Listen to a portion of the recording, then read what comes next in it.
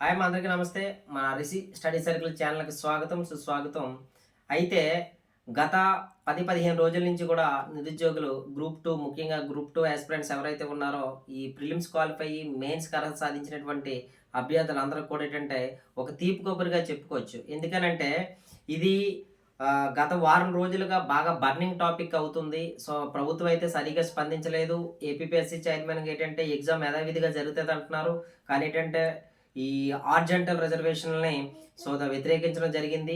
అదే విధంగా మనకి ఈ రూల్ ఆఫ్ రిజర్వేషన్ కూడా వాళ్ళు ఫాలో అవ్వకుండా ఇవ్వడం జరిగింది నోటిఫికేషన్‌లోని. దీన్ని రద్దు చేసి యథావిధిగా ఏంటంటే గ్రూప్ 2 ఎగ్జామ్ పెట్టాలనే డిమాండ్ తోటి నిరుద్యోగులందరూ కూడా వెళ్ళడం జరుగుతుంది.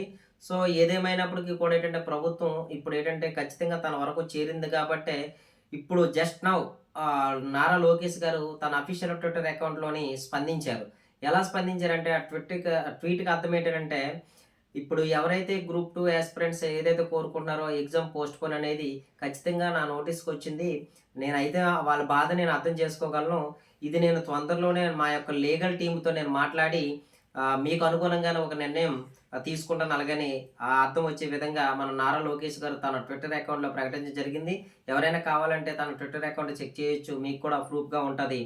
కాబట్టి మీరెవరు కూడా అధైర్యపడవలసిన అవసరం లేదు. ఖచ్చితంగా మీ అందరికి కూడా న్యాయం జరుగుతుంది.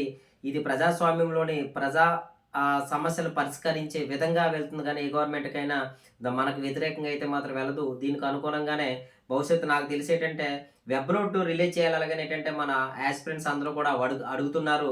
దానికి అనుగుణంగా రాష్ట్రం మొత్తం కూడా అటు హైదరాబాద్ కానీ, లేదంటే విజయవాడ కానీ, విశాఖపట్నం గానీ, అటు రాయలసీమ ప్రాంతాల్లో కూడా నిరసనలు అయితే మాత్రం కొవ్వొత్తుల ర్యాలీలతో పాటుగా టార్చ్ లైట్లు వేసుకొని కూడా ఏంటంటే నిరసన తెలియజేయడం జరుగుతుంది.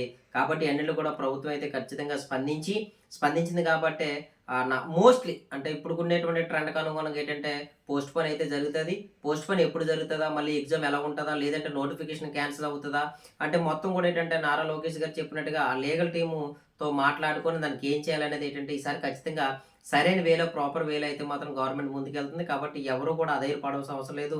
అత్యుత్సాహం ప్రదర్శించి మీరు ఏదైనా కంగారులో కొన్ని నిర్ణయాలైతే మాత్రం ఎటుపట్టి తీసుకోకుండా మీరు ధైర్యంగా ఉండండి. ఖచ్చితంగా మీ అందరికి న్యాయం జరుగుతదని నేనైతే కోరుకుంటున్నాను. మీ అందరి తరపున ఈ యొక్క 175 మంది ప్రజాప్రతినిధులు ఎవరైతే ఉన్నారో మీకు అండగా అయితే మాత్రం ఖచ్చితంగా ఉంటారు.